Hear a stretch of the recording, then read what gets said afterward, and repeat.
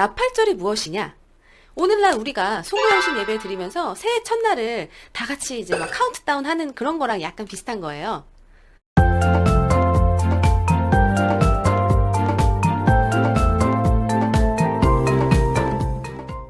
안녕하세요. 성경 쉽게 읽어주는 라니입니다. 예, 오늘은 레위기 23장 그 여러 가지 절기에 대한 규례 있잖아요. 그거 마지막 장이에요. 그래서 오늘은 나팔절과 속죄일, 그 다음에 초막절에 대해서 읽어볼게요. 레위기 23장 23절입니다. 여호와께서 또 모세에게 말씀하셨습니다. 이스라엘 백성에게 전하여라. 너희는 일곱째 달 첫째 날을 완전한 안식일로 지켜라. 나팔을 불어 그날을 기념하고 거룩한 모임을 열어라. 그날에는 아무 일도 하지 말고 여호와께 불에 태워 바치는 화제를 드려라. 자, 나팔절은 유대의 종교력으로 매년 7월 1일에 이스라엘 백성들은 이렇게 다 같이 나팔절을 지켜야 했는데요. 나팔절이 무엇이냐? 이날에 나팔을 불었다고 해서 나팔절이에요. 안식의 달인 7번째 달, 그날의 첫날을 맞아서 그 달을 하나님께 봉헌한다는 뜻인데요. 이날에 제사장들은 그 제물 위에서 나팔을 크게 불었고 일체의 노동을 금했으며 이스라엘 온 백성들이 다 같이 성회로 모인 날이었어요. 사실 이날은 유대 민간력으로는 정월, 그러니까 1월 달이죠. 정월 초하루에 해당되기 때문에 따지고 보면 새해 첫날이나 마찬가지인 셈이에요.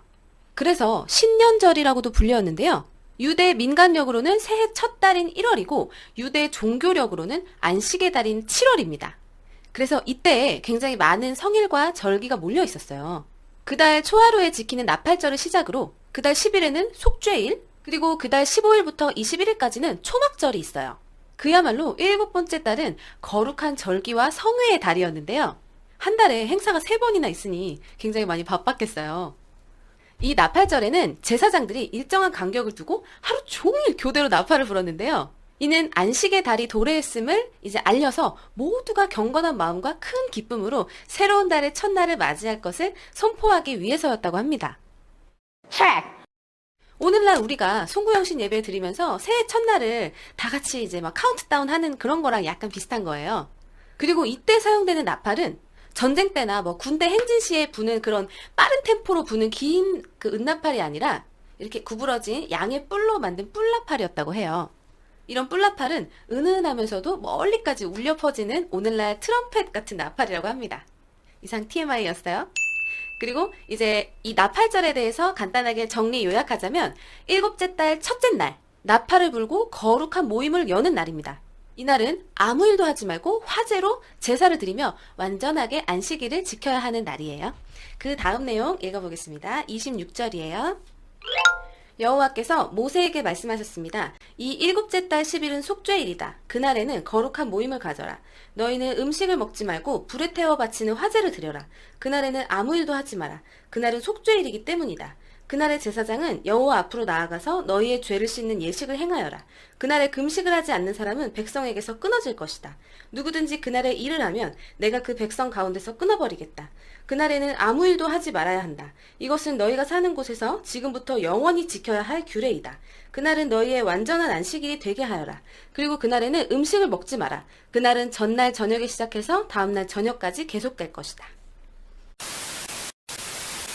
자, 26절에서 32절까지는 속죄일에 관한 내용인데요. 이 속죄일은 이스라엘의 대제사장이 1년에 한 번 지성소 안으로 들어가서 그 희생 제물의 피로써 자신과 이스라엘 모든 백성들의 죄를 속죄하는 큰 제사를 지내고 또한 성막 전체를 이렇게 정결하게 하는 날입니다. 성막 중에서도 이 지성소는 가장 안쪽에 위치하고 있고 대제사장 이외에는 아무도 출입을 할 수가 없는데요. 이곳은 하나님의 임재처소이기도 하고 그 안에 법궤, 언약궤가 있기 때문인데요. 대제사장 역시 1년에 한 번, 이날만, 이 속죄일에만 여기로 들어갈 수가 있어요.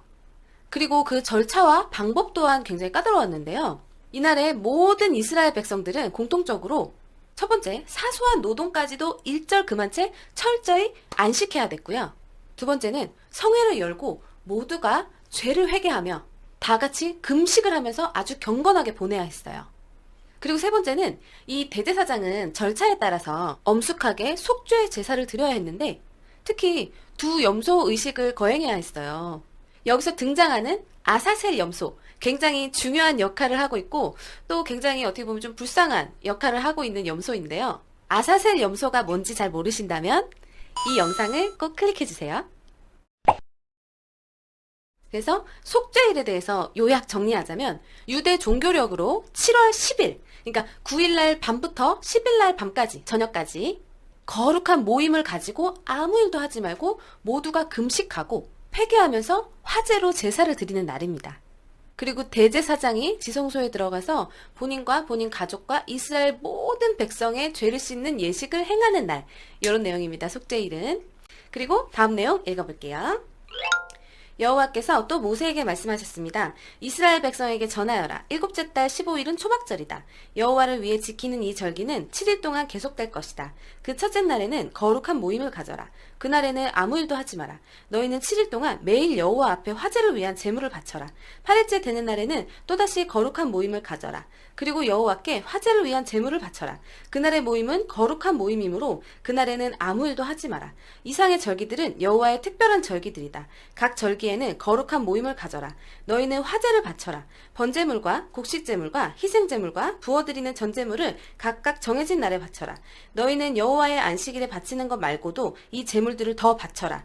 너희는 맹세한 것을 갚기 위해 바치는 제물과 스스로 원해서 여호와께 바치는 제물 말고도 이 제물들을 더 바쳐라. 일곱째 달 15일에 곧 너희가 땅에 심었던 것을 거두어들이고 나서 여호와의 절기를 7일 동안 지켜라. 초하루와 8일은 완전한 안식일이다. 너희는 첫째 날에 좋은 나무에서 열매를 거두어들이고 종려나무 가지와 잎이 무성한 나무의 가지와 시냇가의 버드나무 가지를 꺾어서 7일 동안 너희 하나님 여호와 앞에서 즐거워하여라. 해마다 이 절기를 여호와 앞에서 7일 동안 지켜라. 이것은 지금부터 영원히 지켜야 할 율법이다. 너희는 이 절기를 일곱째 달에 지켜라. 7일 동안 초막에서 지내라.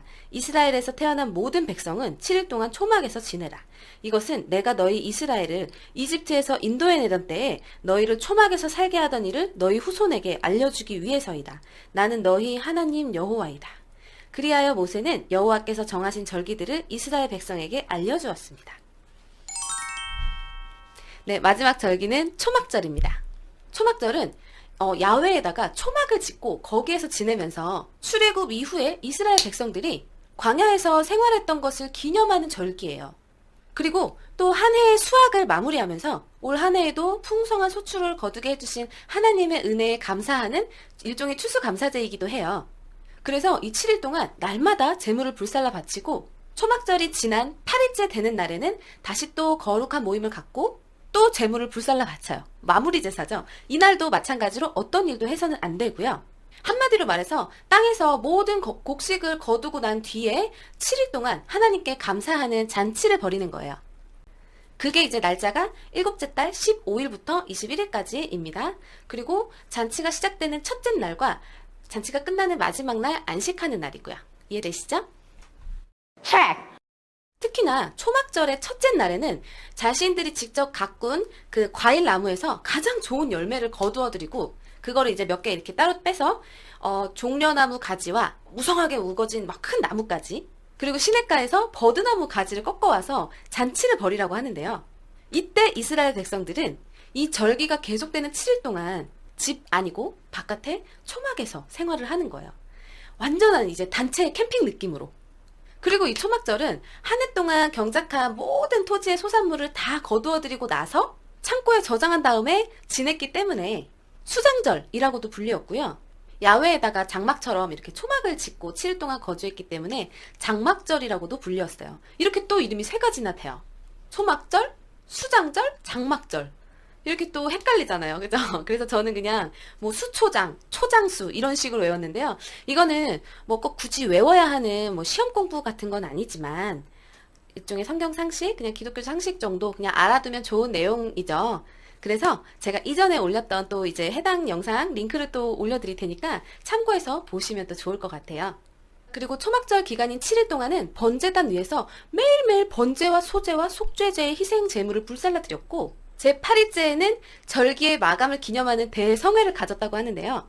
이 초막절은 6월절 및 오순절과 더불어서 이스라엘의 3대 절기 중에 하나예요. 초막절의 특징은 집 밖에서 나와서 바깥의 야외에다가 초막을 짓고 거기에서 일주일 동안 거주하는 건데요. 그 이유에 대해서는 앞서 말씀드렸다시피 하나님께서 이집트에서 이스라엘 백성들을 출애굽을 시키실 때 그들을 광야에서 초막에서 살게 하셨잖아요.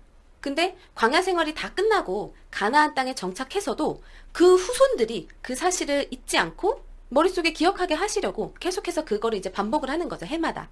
다시 말해서 광야에서 초막을 짓고 어렵게 생활할 때 그들의 조상들을 우리 하나님께서 보호하시고 돌보아 주셔서 마침내 약속의 땅 가나안으로 인도해 들이신 그 하나님의 손길을 기억하고 그 은혜를 기념하기 위해서입니다. 그래서 지금까지 말한 이 절기들은 다 하나님께서 직접 정하신 것이에요. 이 이스라엘 백성들은 그래서 그 날들과 절기 때마다 거룩한 모임을 갖고 희생제물을 불살라 바쳐야 되는 거고요. 이때 바치는 제물들은 안식일마다 이제 매주 바치는 제물이나 각종 어떤 목적에 의해서 바치는 제물, 그리고 자발적으로 바치는 제물과는 별개로 그건 그거고 이거는 이거대로 따로 또 바치는 거예요. 철저하게 구분되어 있는 거예요. 겹쳐지는 거 아니에요. 다시 말해서 어떤 성일이나 절기 때에는 그런 평소에 안식일 제물이나 자발적인 제사 제물들에 더해서 첨가해서 이 절기의 제물을 따로 또 더 드리라는 거예요. 그걸로 대체가 되는 게 아니고. 그래서 이제 이 초막절에 대해서 요약 정리하자면 일곱째 달 15일에 땅에 심었던 것을 전부 거두어드리고 나서 15일부터 21일까지 일주일 동안 계속되는 절기입니다. 첫째 날은 거룩한 모임을 가지고 아무 일도 하면 안 되고요. 7일 동안 매일 화제를 드리고 8일째 되는 날에 또다시 거룩한 모임을 가지면서 절기를 마무리를 하는 거예요. 초하루와 8일은 완전한 안식일이었어요. 그리고 번제물과 곡식제물과 희생제물과 부어드리는 전제물을 각각 정해진 날에 바쳐야 하고 안식일에 바치는 것 말고 이 제물들은 별도로 바쳐야 됩니다. 그리고 첫째 날에 좋은 나무에서 가장 좋은 열매를 거두어드리고 종려나무 가지와 잎이 무성한 가지와 시냇가에 버드나무 가지를 꺾어서 7일 동안 하나님 앞에서 즐거워하면서 축제를 벌이는 거예요. 그리고 해마다 이 절기를 7일 동안 초막에서 생활하면서 지키는 거고요. 하나님께서 이스라엘 백성들을 이집트에서 구원해 내실 때 그때 광야 생활을 하던 것을 그 후손들에게 알려주기 위해서 이런 절기가 탄생된 겁니다.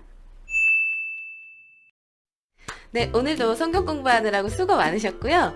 이렇게 이스라엘의 3대 절기에 대해서 알아봤는데요. 하나님께서 이처럼 거룩한 날들과 어떤 절기들을 지정해 주신 이유와 목적이 굉장히 분명하세요. 그런 날들과 절기를 지킴으로써 그 속에 깃든 의미와 교훈을 깨닫게 하기 위해서인데요.